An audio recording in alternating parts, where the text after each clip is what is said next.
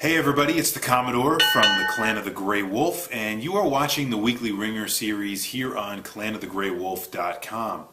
Now, we've gotten a little bit off track in terms of my posting, and that means I'm probably going to have to do kind of a quick turnaround video here soon. This might be that one, but in any case, we're going to get back on schedule. I always commit to keeping a video a week, and I got a little bit behind while we were on a little bit of a break there with New Year's and Christmas, so I'm going to try to get back on as soon as possible. You have my commitment on that, and I am working diligently to try to get the reboot that I talked to you guys about last time in order. It's tough to prioritize some of these things sometimes, as many of you know and understand. So definitely working hard to try to do that as best as I can this time. And as Sonic Rose wonderfully pointed out last time on the video, I probably was lacking a little bit of sleep last time. That should be at least a little bit of indicative of my own state of mind and how it also was bad lighting. The old webcam doesn't do very well at night. That's just the way things work. So so it's just kind of a fact of life. But in any case, you know, definitely the dark circles under my eyes were prominent at that point, and I'm working hard to try to get back on pace with the Weekly Wringer. So, what are we going to be doing today? We've got to wrap up the question from last week, which was about the best game developer in the world today. And I think there were many great candidates, and I'll have to go give you my opinion, as I always do here on the Weekly Wringer as well. Once we take care of that, I want to ask you guys a question for next week, which I think will have you looking forward way past CES, which is going on right now, the Consumer Electronics Show. So for all of you, reaching into your wallets for new electronics in the year 2012, definitely pay attention to this one. First thing I want to do is, as I always try to do, we don't always have people to welcome, but this week we have lots of people to welcome. So new posters to the Weekly Wringer. We love you all, and we're so glad to have you. And I'm just going to run through, and again, I always eyeball these because even though we've been going for a year, I still feel like I have a pretty good idea of who's commented and who hasn't.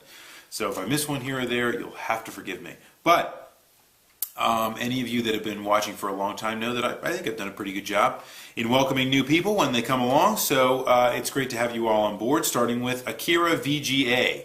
Welcome to you. Briggs. Cool, simple, concise, to the point, easy enough, right? Fiends, which is dastardly, but I say it in that kind of nice Fiends voice, and it doesn't sound so bad, right? Instead of fiends, right? It's very easy. And how about Gray Dog? Interesting. Gray Wolf, Gray Dog. I could see some possibility there. Welcome to you as well. Jabberwock. Awesome name. I think that's a neat one. That's a cool one. Not that they're not all awesome, they are, but Jabberwock is particularly awesome. Super Garbage, which I thought was cool because it was Teenage Mutant Ninja Turtles, which I don't think of Super Garbage, and I think of Teenage Mutant Ninja Turtles as the little thumbnail pick. But anyways, welcome to you, Super Garbage. And Grumble Cakes, which I thought is also a very interesting title, especially for when we ask any questions that happen to be crotchety in nature. Grumble Cakes sounds like a perfect name to be crotchety if you were going to be Grumble Cakes. I'm just going to take on Mr. Grumble Cakes right now, right? Anyway, great to have you all as a part of the Weekly Wringer. Thank you so much for commenting this week, and I hope to see much more of your comments as we move on into the future with many more Weekly Wringers to come. So now, to get back to the question for last week, I asked many of you last week that it is now 2012. It's the new year. I can't believe it's 2012 either, but it's 2012. We all need to get over that. It's 2012, and the best video game developer in the world is blank, and it was a fill-in-the-blank question. I want to know what you guys would come up with.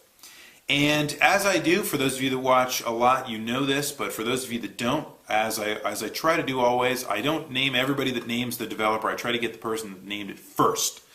So, because many of you named many developers, and I just want to try to track the argument and kind of track how things went and track progress throughout I always try to look through the comments to try to find the ones that I thought, I pretty much get where they're coming from or can see as a notable comment. So this week we've got Alberto Me, who started off with BioWare, which I thought was very strong.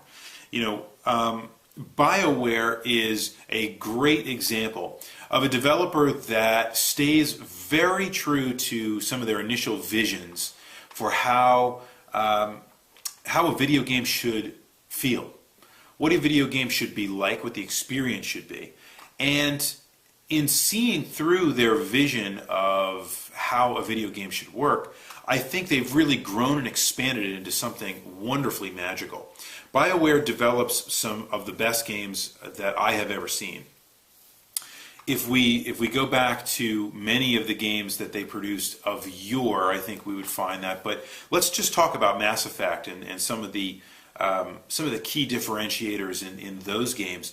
If you just look to them, I think you're going to find a lot of very key nuance points. You find in something like a Mass Effect how a game can really wonderfully merge a tremendous story and very deep and engrossing story to something that is still a tremendously fun video game. It's a game that has an incredible experience. It is a game that is very well controlled, I think, for what it does. It has a kind of MMO feel in terms of its vastness, but at the very same time, it's simple to see how you can travel through it in a kind of linear way. And the choices are real. The characters are believable. There is a kind of real artistic vision to the games that BioWare creates. And as a result, I am going to go out there and really say that that BioWare deserves to be on the top list. Think of all the great games that they have produced, and I think you're going to have to put them on here. And I can say that for many of the developers we're going to talk about. I want to focus on one or two maybe franchises for each developer just to kind of mention them. But or even a franchise, just a game, because I think sometimes a single video game that gets developed is worthy of really talking about how we can make an argument for some of the best developers that are out there. A single game is an experience that can be replicated or cannot be. And how many times have we seen a developer produce a really great game and then produce a really terrible one? You want to kind of remember them for the stuff that was really good, right?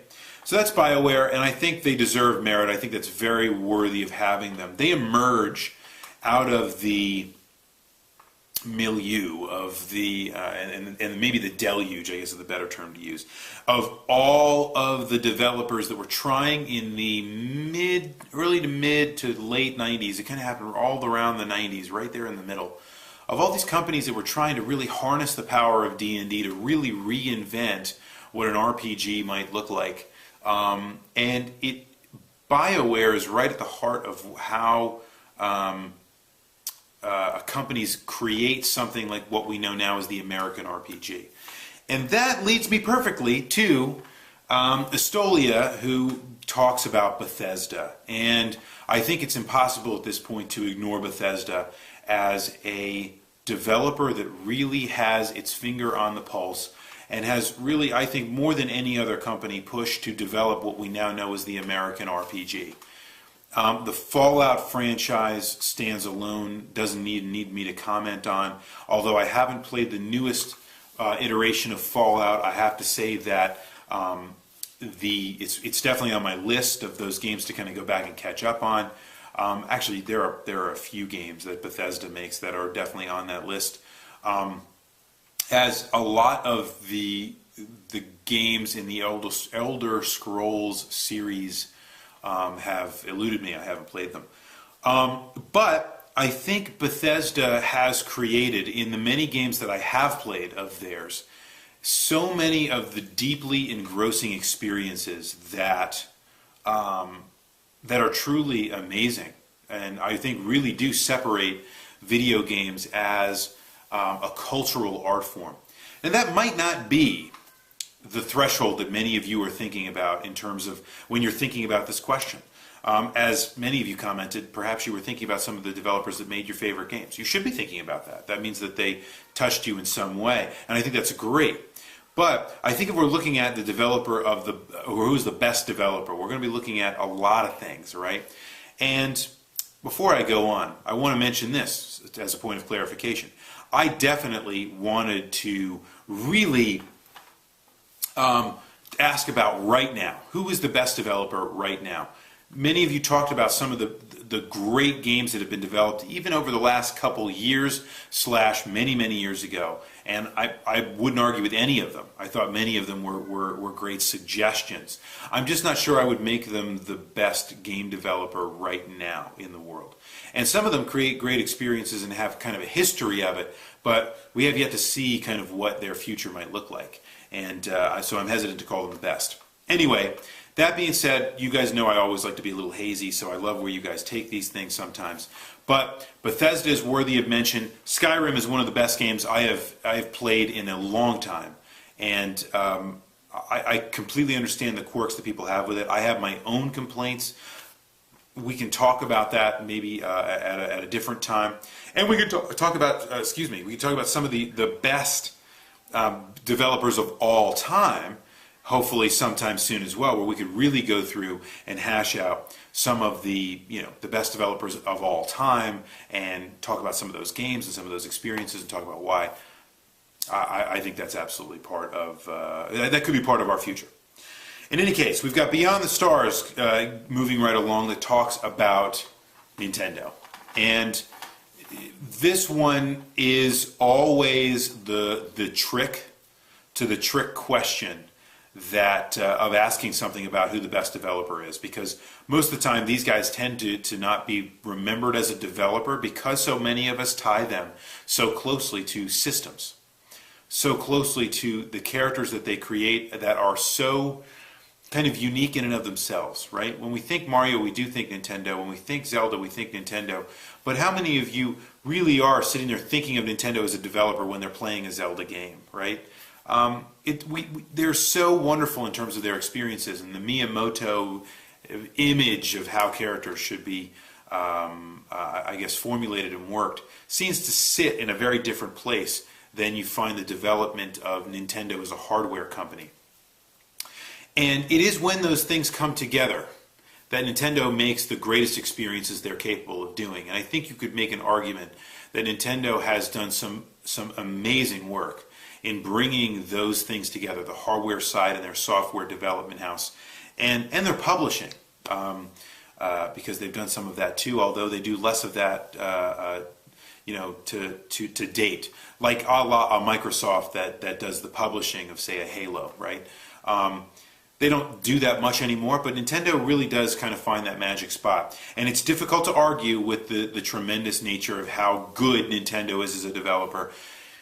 You don't even have to go through all of the key franchises, but if you're going to look back at Nintendo as a series of experiences, I think there's so many great games. And Skyward Sword, I think if we're looking at that as a kind of unique experience, which I have not played yet, but have seen lots of hours of video gameplay, have heard commentary from many people I respect. I have to say, this sounds like it could be the best experience since Ocarina of Time. And as many of, that's not to say that the other Zelda games that have come out since weren't great experiences or weren't good games. They were. But I think it's difficult to argue that there are those game changers of series, right? Final Fantasy IX, I think, is a good game. Is it the greatest game in the Final Fantasy series? I don't think so. I'm not even sure it's top 3, right? But it's there, and it's a good, solid game. And you could, if anyone was coming, new into video games, and you were going to show them an experience, Final Fantasy IX is not a bad place to start. You guys get my point, right? It might not be the greatest thing of all time, but they're making games that are really solid and are really good and are kind of pushing as we go, into the art form of what video games can do and impact. And at this point, because of the ubiquity of the Wii, and because of really how Nintendo has developed over the years and really fostered its fan base, folks that grew up with Nintendo in one way or another, like myself and like many of you, then I think you start to understand how Nintendo really has fostered the NES crowd. They've fostered the SNES crowd, and they've really made something like Mario an indelible icon in pop culture. They've made Zelda an icon in popular culture. People recognize it even if they're not gamers. That means something.